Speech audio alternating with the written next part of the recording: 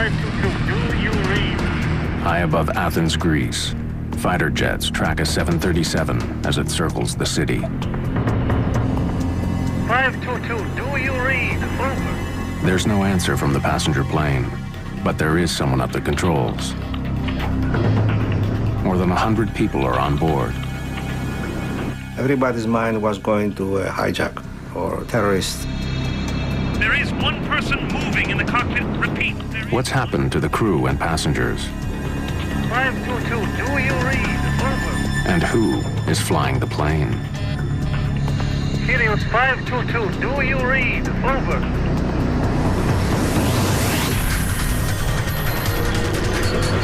Mayday, Mayday.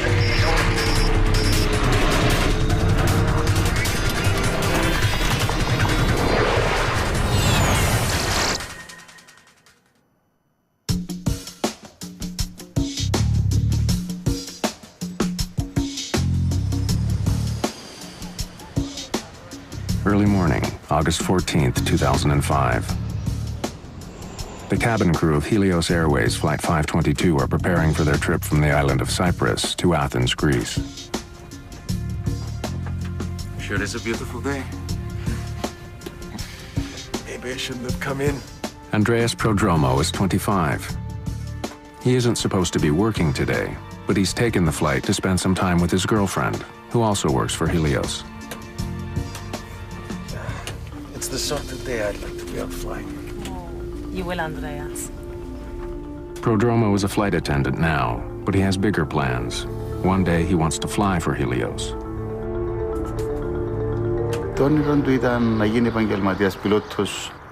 His dream was to become a professional pilot. Personally, I wanted him to stay in the family business. We often talked about this.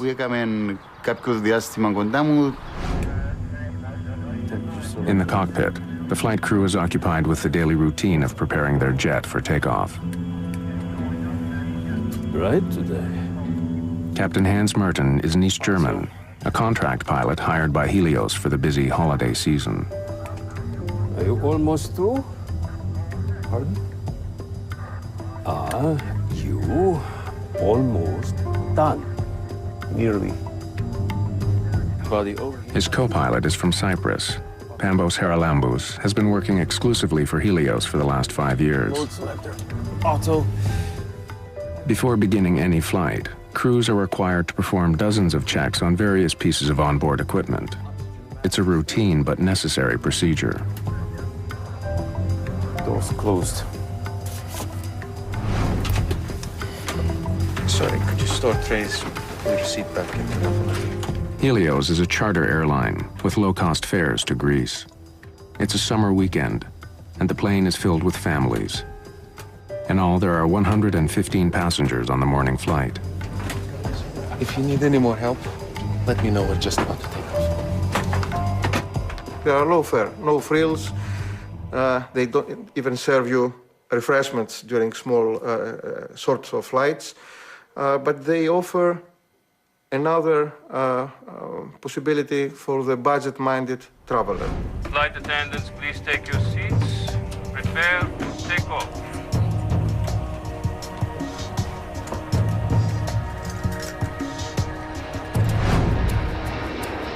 Just a few minutes after 9 in the morning, Helios Airways Flight 522 lifts off into the bright sunshine.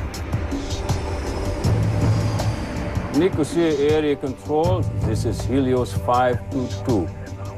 Request cruising at 340. Helios 522, you are cleared to climb to 340. Have a good day. Set 340, 340. Minutes into the flight, the plane is still climbing towards its cruising altitude. Suddenly, an alarm blares in the cockpit. What is it? Takeoff config warning? The flight crew is confused. The takeoff configuration alarm normally only sounds on the ground. It tells pilots their jet isn't ready for takeoff. The crew doesn't know why it's sounding now. Uncertain what the problem is, the captain radios the Helios Operations Center at Larnaca Airport back in Cyprus. Operations, this is Flight 522, over. Flight 522, what can I do for you? We have a takeoff config warning on. Pardon?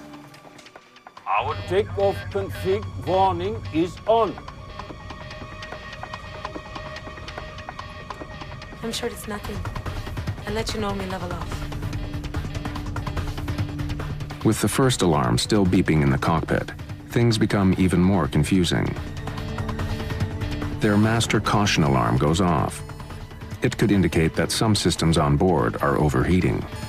We now have a master caution. I'll get you an engineer. 522, just a minute.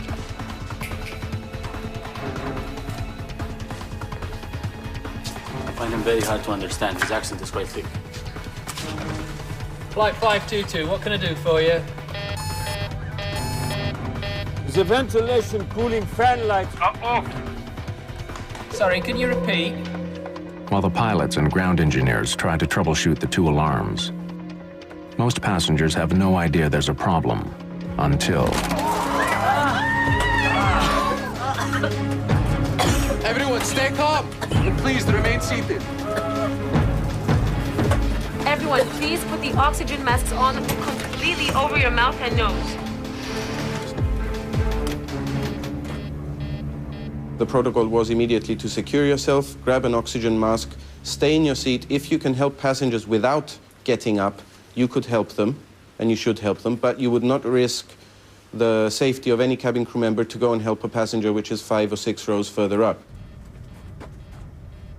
Their procedure would be to grab their mask, don it, and wait for the aircraft to level off or commence with a descent. No one in the cabin knows what the problem is. They're waiting for information from the cockpit. The pilots are unaware that the oxygen masks in the cabin have dropped. And they still don't know why their takeoff configuration warning is on, or why their systems are overheating. Both of my equipment cooling lights are off. This is normal. Can you please confirm your problem? But the engineer on the ground is struggling to get a clear picture of what's happening in the air. They are not switched off. Can you confirm that the pressurization panel is set to auto? Where are my equipment cooling circuit breakers? Behind the captain's seat. Can you see them? What's going on? There's something wrong with the electrics on 522. I had something to pick up from operations, so I was there. I figured, oh, not again, one of our problems. So I left. Oh, good luck. The problem doesn't seem serious, but as the plane continues to climb, passengers still haven't received any information from the cockpit. Helios 522, can you see the circuit breakers? And now the engineer on the ground loses contact with the aircraft. Helios 522, can you hear me? It's less than 30 minutes after takeoff, and Flight 522 is still on course. The plane is high above the Mediterranean Sea and headed straight towards Athens.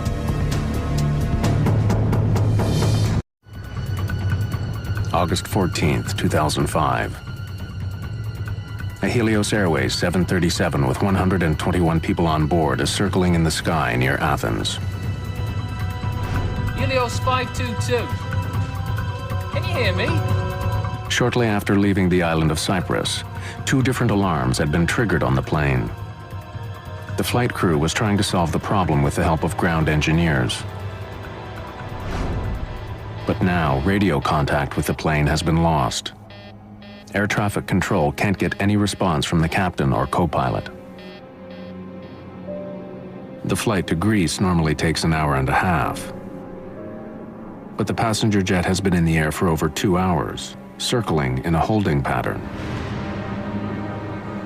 We heard that there was an airplane which was flying into the Greek territory and had no communication. Everybody's mind was going to a hijack or to terrorists.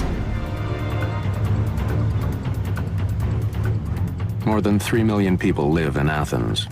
A plane slamming into the city could cause an incredible loss of life. This is a runaway aircraft. It's a possible hijacking or it's a possible terrorist act, so let's involve the military. The Greek Air Force scrambles 2 of its most sophisticated fighter jets to investigate the Helios plane. One of the jets flies closer to the cockpit. Someone is in the co-pilot's seat, slumped over the controls, but there's no sign of the captain at all. CC, there is one figure in the cockpit of Helios 522. He appears non-responsive. Athens ACC, checking the cabin. He can see passengers in their seats, but none of them react to the presence of the jet.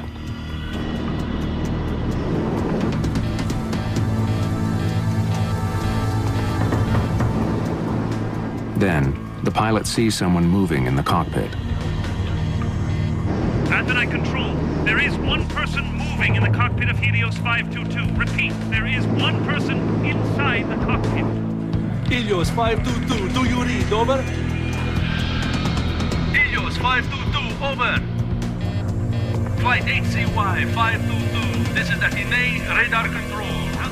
The F-16s continue shadowing the jet, but there's no response at all from the cockpit. One of them was actually in a shooting position behind the 737. The other one was nearby the cockpit and he was trying to communicate visually with the person in the cockpit. Suddenly, the 737 turns left and begins to quickly descend. Athens ACC, Helios 522 turning sharply. Following down. From more than 10,000 meters, the plane drops towards the ground. Helios 522, over. Do you read? Helios 522, do you read? Over. Then, 2,100 meters above the ground, the person in the captain's seat acknowledges the fighter jet for the very first time. But no words are exchanged. Neither the fighter pilot nor local air traffic control can make radio contact with the jet.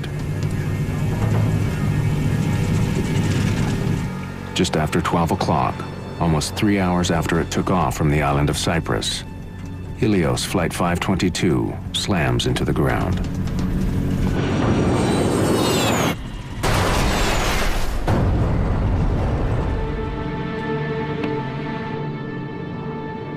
Athens ACC, Helios 522 is down. Repeat, Helios 522 is down on Grammatico Hill. Over. Fire and rescue workers rush to the crash site. There are no survivors. Flight attendant Lazaros Temetsian is stunned by what he hears at the company's operations center. It was the most chaotic scene I've ever seen. When I went back, our operations controller said that he lost the aircraft and his eyes, he's starting to cry. Helios is a small company with just 3 jets. Members of the cabin crew have been working together for years. For Paul Simeonides, news of the crash is particularly terrifying.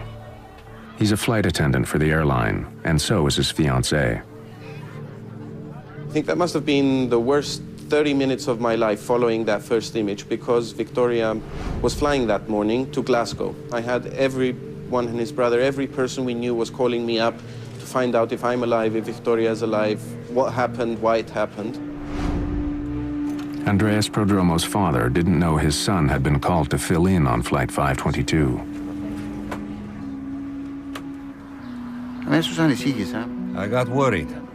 I called Andreas's phone. He always had it on, and unfortunately, he wouldn't answer. After that phone call, I felt as if the ground was pulled out from under my feet. It is the worst air crash in the history of Greece. Most of the 121 victims are from Cyprus. The small island nation declares 3 days of mourning following the crash.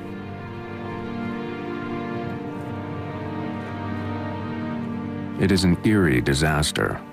For over an hour, air traffic controllers watched the passenger jet fly in radio silence closer and closer to Athens, with no idea of what was happening inside the jet. Now, piece by piece, investigators are trying to find out. So we climbed over the hill, and there we were, facing this situation, which was beyond any description. I saw a great area in front of me, which was burning. It was black. Burning, people spread, pieces of the airplane. Investigators immediately start looking for the cause of the crash. In the early days, their efforts take a frustrating turn. They recover the box containing the cockpit voice recorder, but the recorder itself has been thrown clear. It was difficult for us because we first found the case of the CVR very badly damaged, and we could not find the machine itself. Investigators need to know what happened to the pilots.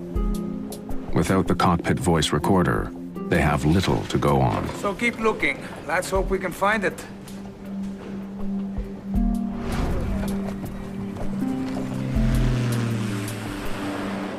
Bodies recovered from the wreckage are brought to the offices of Athens' chief coroner. Autopsies add more mystery to the case. Everyone on board the plane was alive at the time of the crash. There were scenarios at the time that they had all died in midair. But the truth, they did not die from inhaling a toxic substance in the airplane or from an explosion. These people died on impact. Οι άνθρωποι σκοτώθηκαν. But if the passengers were alive the entire flight, why didn't the pilot of the fighter jet see any activity inside the cabin? And who was at the controls as the jet circled over Athens?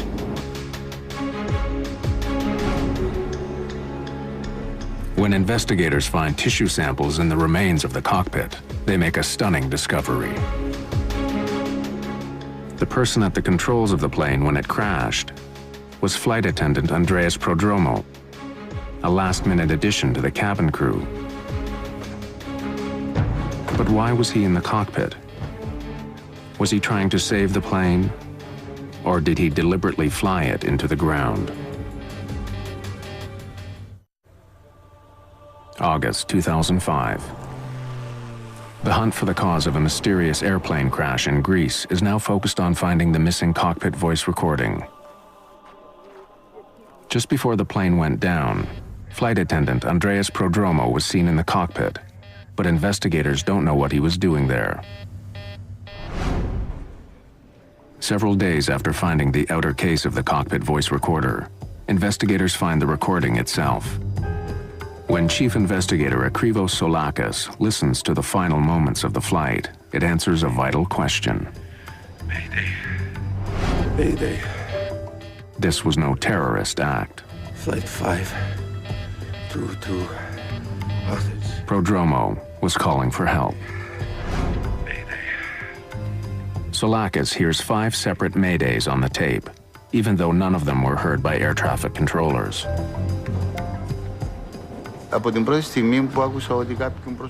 From the first moment that they saw someone in the cockpit, believe me, I was certain it was Andreas. He wasn't a coward. He knew something about planes, and he had the capacity to do something.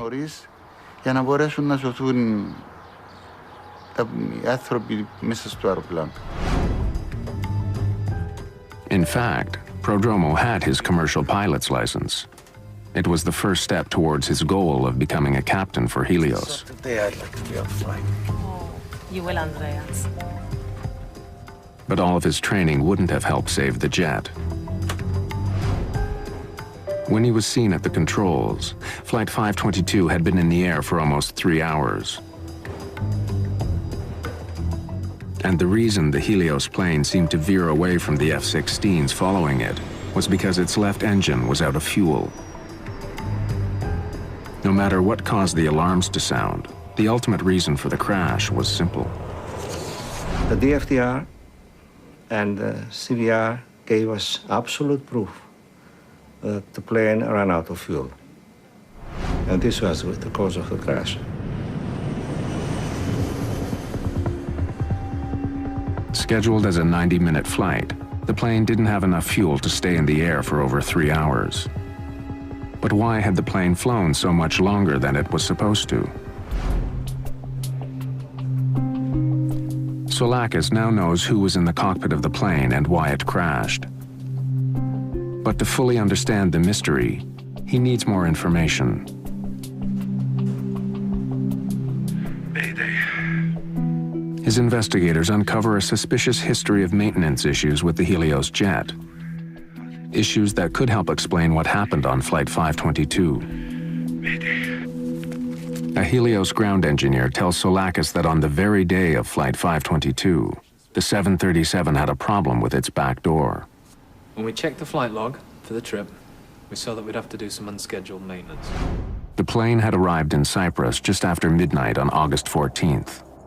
The cabin crew had heard loud banging noises and saw ice on the rear service door during the flight.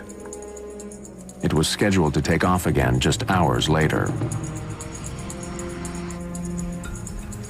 Soon after it landed, engineers began checking the problem. To make sure there's nothing wrong with the seal on the door, the engineers run a pressurization test. During normal flight, a plane's engines force air into the cabin. To ensure oxygen circulates during the trip, small valves in the rear allow some of it to leak out. A pressurized airplane essentially is sort of like a pressurized can. Well, we pressurize the airplane so that the people inside can survive the environment that the airplane likes to operate in. Switching digital pressure control unit from auto to manual. Without the jet's engines running, the engineer uses the plane's auxiliary power unit to force air into the aircraft. And the cabin is pressurized for several minutes. It's like looking for a leak in a tire. In this case, what you're having to do is pressurize the aircraft, use a barometer essentially to monitor the pressure inside, and look for leaks that way.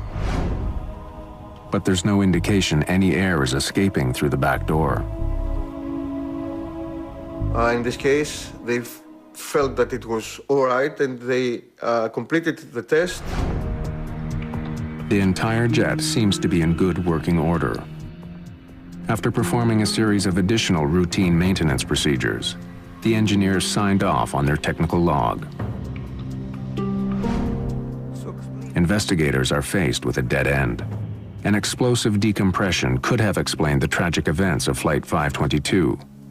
If the oxygen had been suddenly sucked out of the jet, everyone on board could have been overcome.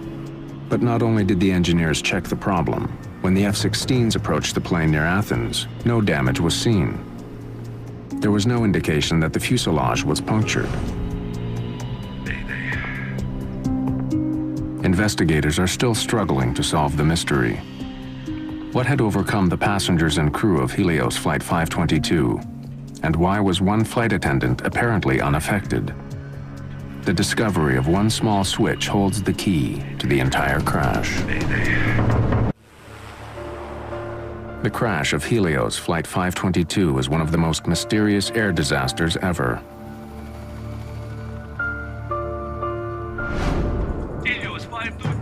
All investigators know for sure is that shortly after takeoff, the crew stopped communicating with air traffic controllers. Helios 522, over. Mayday. Then, after almost 3 hours in the air, One of the plane's flight attendants was seen at the controls. Eventually, the plane ran out of fuel and crashed, killing 121 people. But investigators are stumped. They still don't know what had happened to the plane's captain or the rest of the crew. Tell me about what happened the day of the flight. They concentrate on the conversation between the pilot and the Helios engineer shortly after takeoff. As the plane passed through 3,700 meters, an alarm sounded in the cockpit. Operations, this is Flight 522. Over? Flight 522, what can I do for you? We have a takeoff config warning on. Pardon? Our takeoff config warning is on. Usually, the takeoff config warning is only triggered on the runway, but wreckage recovered at the crash site reveals no problems with the plane's flaps, landing gear, or anything else that could trigger the alarm. So why had it sounded?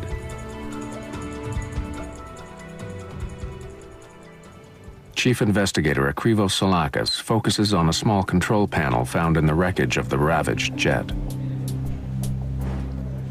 Are you sure this is the way it was found? It hasn't been moved at all. We were lucky finding this panel, which had the switch on the manual position, was a major one. Helios 522. The P5 pressurization panel ensures that passengers have enough air to breathe, even at high altitudes. Normally, pressurization takes place automatically. As the jet climbs, its engines force air into the plane as they power it through the sky. But when the pressurization switch is set to manual, both the captain and co-pilot are responsible for maintaining the cabin atmosphere using a controller.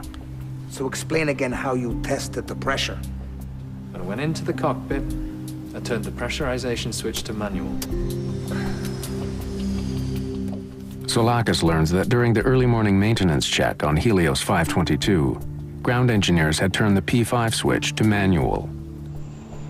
That allowed them to use the onboard generators to test the pressure seals on the plane's rear door without starting the engines. When the test was over, they didn't turn the switch back to automatic. The procedure of pressurizing the aircraft has to do with setting the pressurization system from auto to manual. They were supposed to return the selector to the auto position.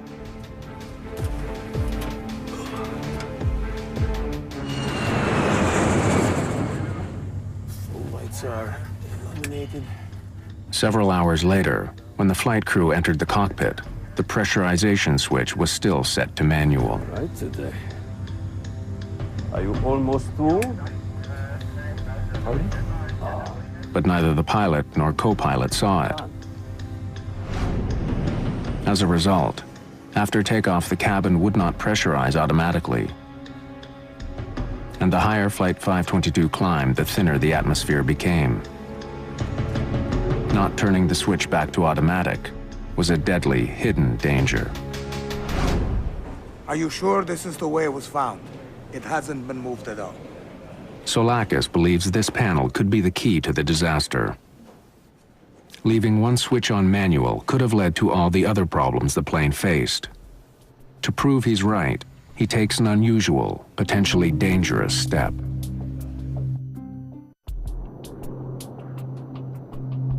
Four months after the crash of Helios Flight 522, the search for answers into the disaster takes a highly unorthodox turn. Chief Investigator Akrivos Solakis takes an Olympic Airlines 737 on the same route flown by the Helios jet. If he's right about what caused the crash, this plane should react exactly like the doomed airliner did. Are we ready to go? When there is a complicated accident like this, I think a reenactment should be performed. Of course, it's expensive to have a jetliner flying for 3 or 4 hours. Make sure the P5 is set to manual.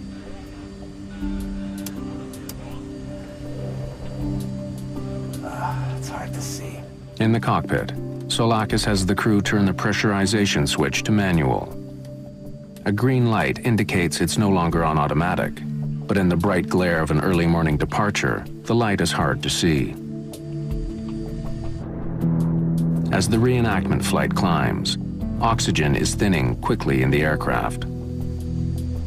The same thing happened on the Helios flight, triggering an alarm. What is it?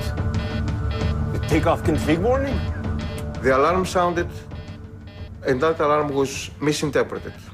Most of flight crew, they will never face an alarm with no pressurization in all their flight career because it's a rare event. Soulakis confirms that the alarm was triggered because of the dangerously low air pressure in the aircraft. But he also discovers that the sound itself is identical to the takeoff config warning. Config warning on. But even if the flight crew did misinterpret the first alarm, they still had another chance to determine what the real problem was. At almost 5,000 meters, the plane's master caution light flashed on and stayed on for almost a minute. We now have a master caution. But once again, the pilots misinterpreted the cause of the alarm. The master caution light can indicate that the plane's systems are overheating, but it can also tell pilots the oxygen masks are down. In this case, it was doing both at the same time. But since the crew didn't think they were having pressurization problems, they focused on the plane's cooling systems. The sensors that they were supposed to measure the temperature and the pressure in that area sensed that something was wrong. On the recreation flight, investigators monitor instruments recording the same events occurring on board their aircraft. At the same time, they also begin to feel the effects of the lack of oxygen. The first feelings you'd start to have were your ears would pop and you'd start feeling pressure in your sinuses. As you climb higher, you begin to feel almost giddy. It's almost like having a couple of drinks of alcohol. The dwindling oxygen levels could also help explain some of the crew's bizarre behavior. When the ground engineer asked about pressurization, Can you confirm that the pressurization panel is set to auto? Captain Merton ignores the question and responds with one of his own. Where are my equipment cooling circuit breakers? You really don't notice it at first. It's amazing how subtle it can be in the early phases. They'd start feeling dizzy. They begin to lose the ability to think coherently. In a way, it traps you into the situation. You can't react to anything. Eventually, you're going to lose consciousness. Soulakis believes that the captain may have been checking on the circuit breakers behind his seat when he and the co-pilot finally ran out of air. And unlike in the cabin, the oxygen masks in the cockpit do not automatically deploy if the atmosphere begins to thin. Helios 522. Can you hear me? On the other side of the locked cockpit door, no one in the cabin would have known that the plane was now flying itself. Nor would they have realized that a limitation of the passenger oxygen system had sealed the fate of everyone in the cabin. Passenger masks are supplied by a chemical generator above their seats, but the generators only produce enough oxygen to last about 12 minutes. What they're designed to do is give you enough oxygen so that you can survive until the pilots get the airplane down to a low altitude. And in almost every event where we've had a decompression, that's been perfectly adequate. For those who did put their masks on, they would have remained conscious for several minutes until their oxygen ran out. Then they too would have passed out. Once you get up to 34,000 feet, you're talking useful consciousness of 30 to 60 seconds. The hypoxia begins to cause them to lose consciousness. They're just going to go to sleep. Without a flight crew, Helios 522 would have continued to Athens on autopilot. When the crew didn't take control, the autopilot would have then put the jet in a holding pattern as it flew over the airport. To avoid the same thing happening on the reconstruction flight, Soulakis restores pressure to the plane. The reconstruction also answers another question about the tragic flight of Helios 522. the cockpit voice recorder picked up several strange noises. They're heard just before Prodromo enters the cockpit. Soulakis confirms that these sounds were made by Prodromo using the electronic keypad to unlock the cockpit door. We confirmed all those items and during the enactment flight that it was very, very useful. It filled a lot of gaps we had. Okay, take it down. For Chief Investigator Soulakis, the reenactment flight has been convincing. There was no dramatic cabin failure. Instead, a series of small mistakes and misunderstandings had led to the worst air disaster in Greek history. 15 months after the crash, Greek authorities released the official report on Helios Airways Flight 522. But mysteries remain. What was happening in the cabin while the doomed airplane flew towards Athens? And why was Andreas Prodromo the only one conscious at the very end? The crash of Helios Flight 522 was the worst disaster in the history of Greek aviation. Like many crashes, it was a fatal combination of mechanical problems and human error. The final accident report details a tragic series of oversights and false assumptions made by the flight crew. Problems that could have been easily prevented turned deadly for all 121 people on board. Where are my equipment cooling circuit breakers? Behind the captain's seat. Can you see them?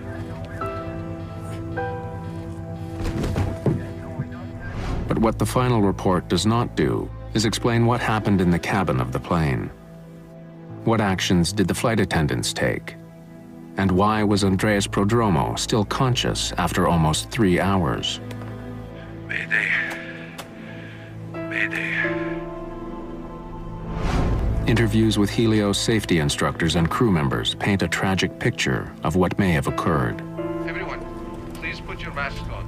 We're not sure what the trouble is, but remain calm and please remain seated. Prodromo was sitting at the back of the cabin. When the oxygen masks fell, he would have waited for instructions from the cockpit. The flight attendants sitting at the front of the plane would have done the same. But none of them would have waited forever. We made it an issue at Helios to emphasize that cabin crew should not entirely depend on their procedures, but to think on their feet and to adapt to any impending situation. In most depressurizations, the plane descends quickly. But as minutes passed on the Helios flight, the plane continued to climb. Unsure of what was going on, Prodromo would have tried to contact the flight crew. Captain Merton.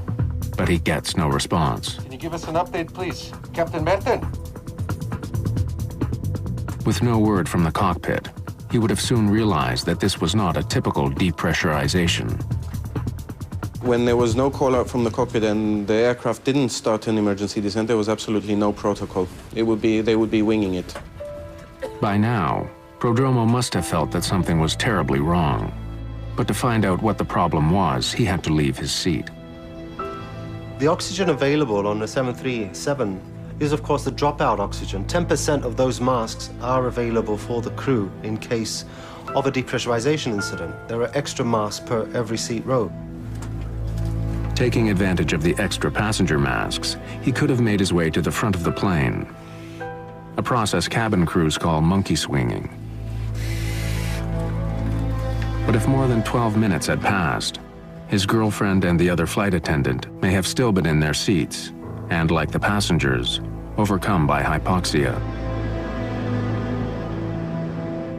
But Prodromo was a scuba diver and a former soldier in the Cypriot Special Forces. His training may have helped him to stay alert a little longer. Andreas was not a coward. He was a brave person. Fearless, brave and very calm. But to survive after the passenger oxygen system stopped working, he needed another solution. The 737 had 4 portable oxygen bottles.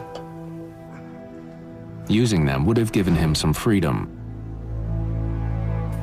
And while the F-16 pilot saw Prodromo in the cockpit just before the crash, it may not have been the first time he had gone in. As he did at the end of the flight, he could have used the security code to unlock the door earlier. The procedure would be to enter the flight deck via the cockpit door. Initially to bang on the door, and then, if no response is forthcoming, to enter the code and enter the flight deck.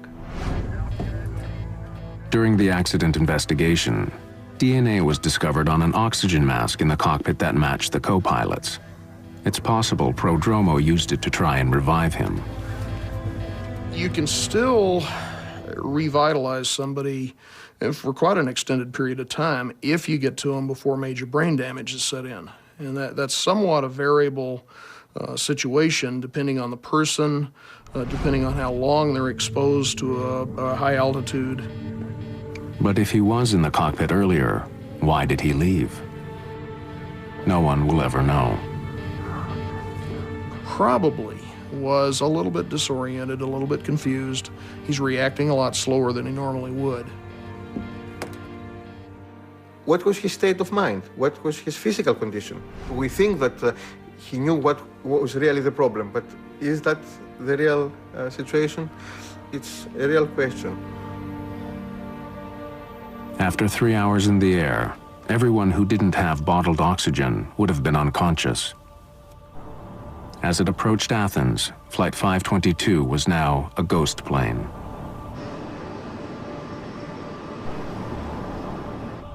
Most of the victims, they probably still had heartbeats when the airplane crashed, but almost certainly were in an irreversible coma.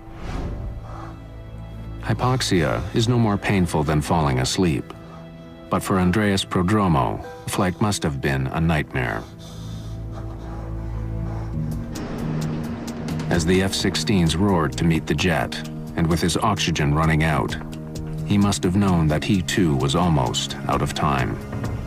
Yet to the very end, he didn't give up. Prodromo made one last attempt to save the plane.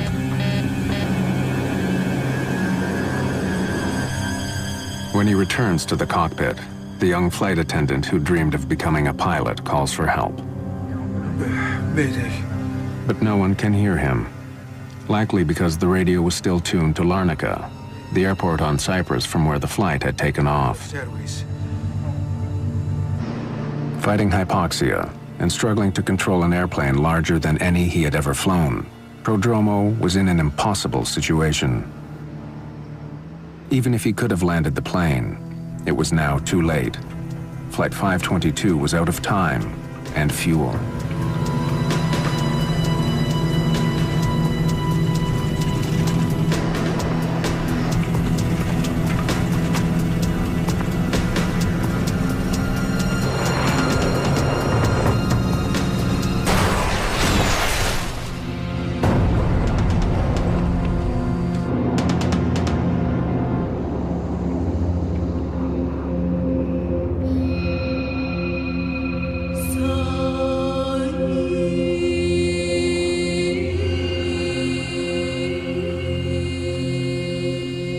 There are pictures of Andreas in Cyprus, in the cemetery where he and his girlfriend Harris are buried side by side. As his father, my son is in front of me. Wherever I go, he's always there.